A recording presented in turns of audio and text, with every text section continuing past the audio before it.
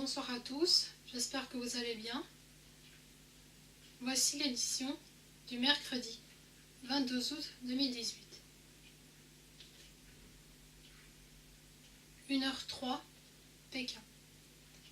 Le virus de la peste porcine africaine qui a frappé le bétail en Chine est étroitement lié à la souche commune en Russie, comme l'a montré l'analyse génétique réalisée par une équipe de scientifiques chinois. Les données de l'étude sont à paraître dans le prochain numéro de la revue scientifique Transboundary and Emerging Disease. Les chercheurs ont recueilli des échantillons d'organes, la rate, le foie et les reins de porcs morts de la peste africaine, ont identifié et analysé l'ADN du virus.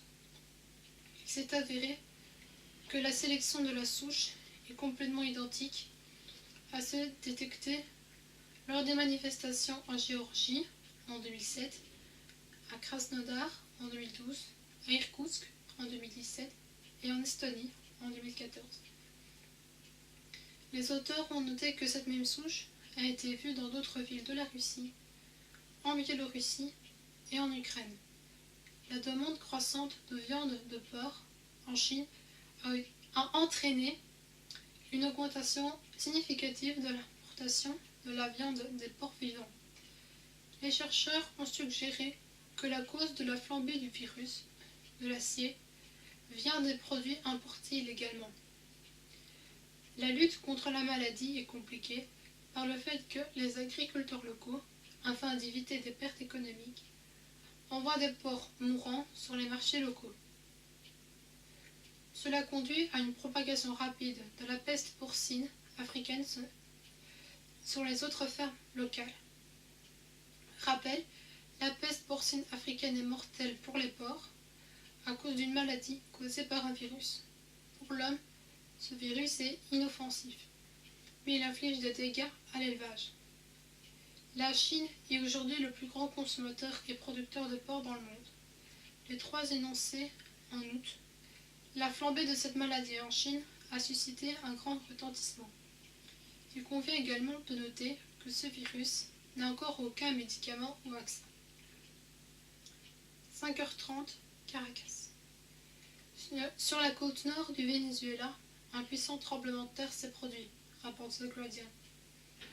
Selon le service géologique des États-Unis, le tremblement de terre de magnitude 7.3 est la source du séisme enregistré sur la côte nord de l'Amérique du Sud, à l'est de la ville de Carúpano, à une profondeur de 123 km. Les secousses sismiques se faisaient sentir dans la ville de Caracas, capitale du Venezuela, et selon le Printemps rouge, à 600 km de l'épicentre du tremblement de terre. Le ministre de l'Intérieur du Venezuela, Néstor Louis Reverol, sur sa page Twitter, a appelé tous les gens du Venezuela à rester calmes. Selon le ministre, un séisme de magnitude était de 6,3 et les secousses se faisaient sentir dans les États de Nueva Esparta, Sucre, Managas, le Bolivar, Delta, Amacuro, Araga, Carabobo. Jusqu'à présent, il n'y avait aucune victime, a déclaré Reverol. Le diffuseur national du Venezuela Télésur a transmis que les messages sur d'éventuelles victimes n'ont pas été signalés. 8h12, New York. 625 comptes. Oh, excusez-moi. 8h12, New York. 625 comptes, groupes et pages ont été supprimés pour mauvais comportement sur le réseau social Facebook, rapporté dans la publication sur le réseau. Sur Facebook, il indiquait que la partie a supprimé des comptes qui étaient associés avec les médias de l'Iran, alors qu'il est positionné comme les médias indépendants. Il est allégué que l'autre partie supprimée était des groupes qui entraient avec la Russie. Sur Facebook, ils estiment que certains d'entre eux ont été associés avec la publication Inside Syria Media Center. Précédemment, un centre américain a rapporté que c'est une édition engagée dans la diffusion des propagandes pro-russes en vue du problème de la République est pris en charge par Bachar al-Assad. Sur Facebook, il a été souligné que l'action de blocage des comptes ont été réalisées en étroite collaboration avec le système américain de protection de l'ordre public. L'enquête de renseignement américain sur la diffusion de l'influence étrangère sur les réseaux sociaux continue. C'est pourquoi Facebook ne peut pas publier toutes les informations concernant les groupes et les comptes.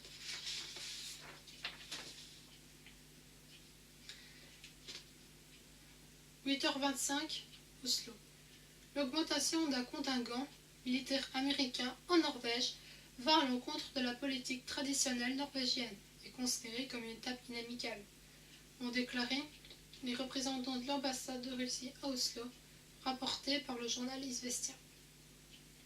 Les diplomates de l'ambassade de Russie dans la capitale géorgienne ont déclaré que la décision norvégienne du guide d'approbation de l'expansion de la présence militaire américaine peut être perçue uniquement comme une étape hostile. Il s'agit d'augmenter le nombre des marines des États-Unis de 330 à 700 personnes. L'inquiétude des diplomates russes du fait que la géographie de l'entraînement US Marine Corps est très large et comprend les régions au nord de la Norvège, près de la frontière de la Fédération de Russie. Nous considérons que de tels actes approuvés par les autorités norvégiennes ne sont pas provoqués, en particulier compte tenu de la baisse des dépenses de défense de la Russie, à la différence de croissance des budgets militaires des États-Unis et de leurs alliés de l'OTAN, a ajouté l'ambassade de Russie. 10h10, Téhéran. Si Washington attaque l'Iran, les représailles des objectifs viseront les États-Unis et Israël, a déclaré le ministre iranien, membre du conseil d'experts de l'Iran Seyed Ahmad Khatami, a rapporté Reuters. Prenant la parole devant les fidèles réunis pour la prière à Téhéran, Khatami a noté que les demandes présentées par Donald Trump, arrêt de lance-roquettes et le programme de réduire l'influence régionale sont absolument inacceptables. Les Américains disent « Vous devez faire ce que nous disons ». Ce n'est pas un contrat, c'est une dictature. La République islamique et la nation iranienne sont opposés à la dictature, cite Khatami à Reuters, cité par l'agence iranienne d'actualité Mizan. 14h05, Stockholm. La décision du refus d'admission des migrants en mer Méditerranée a été prise par les autorités suédoises, rapporte aujourd'hui la radio suédoise. Le vice-ministre de la Justice de la Suède, Lars Westblad, a remis à l'Italie le refus officiel d'admission des migrants. Comme l'a commenté cette situation, la radio suédoise, la décision du refus a été prise en russe, en raison du fait que la Suède a déjà pris beaucoup de réfugiés et que c'est le tour des autres pays de montrer leur solidarité.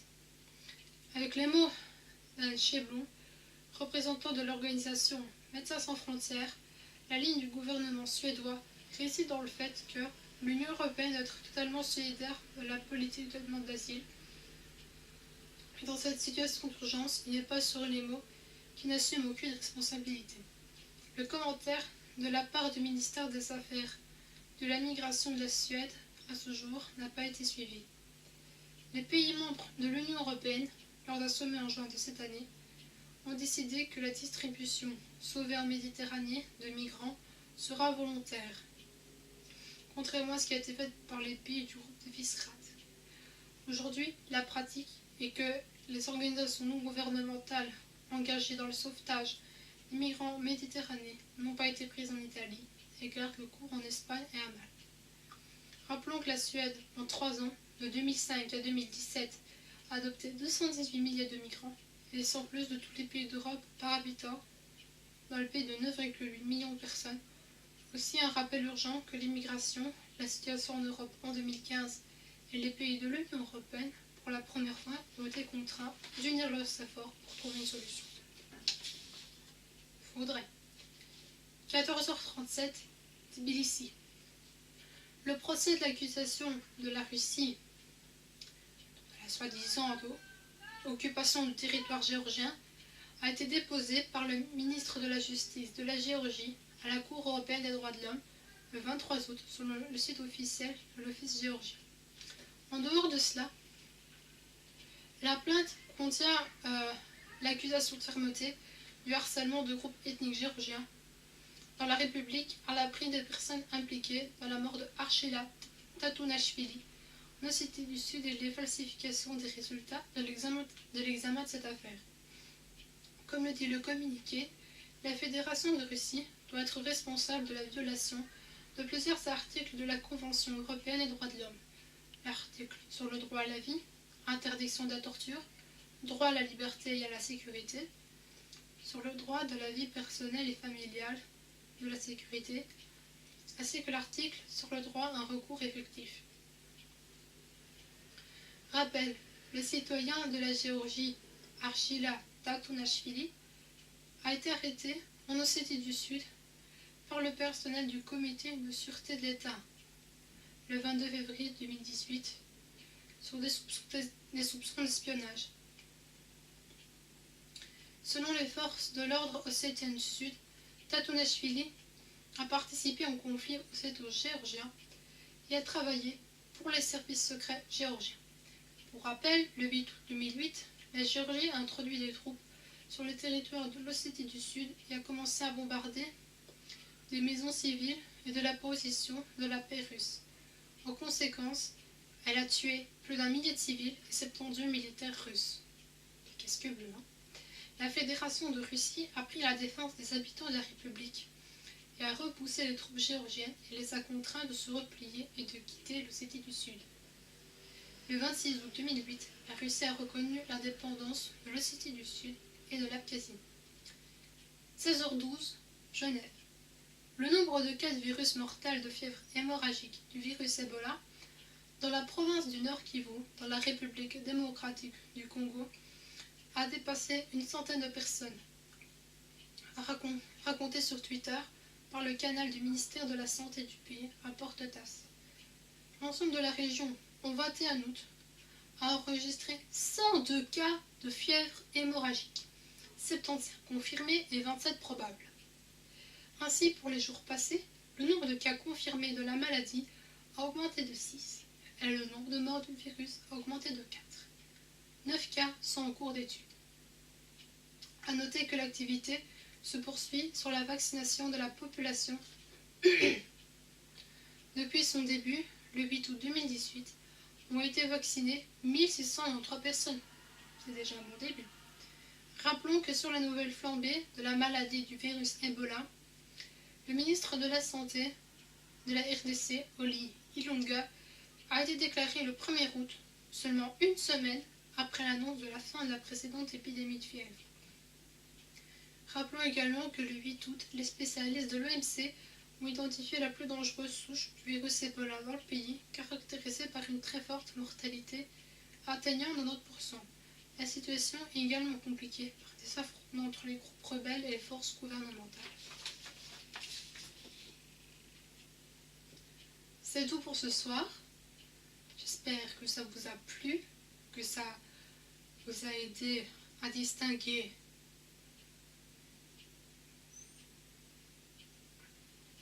ma version et celle des médias traditionnels qui n'arrêtent pas de vous embobiner avec du n'importe quoi, car c'est uniquement sur ma chaîne que vous trouverez ce qu'il faut. Et à ce propos, si vous voulez une autre vidéo, abonnez-vous à ma chaîne. Vous pouvez mettre un j'aime ou un je n'aime pas, c'est comme vous voulez. Et dans l'attente d'une prochaine vidéo, je vous souhaite une très bonne soirée. Portez-vous bien et à une prochaine fois.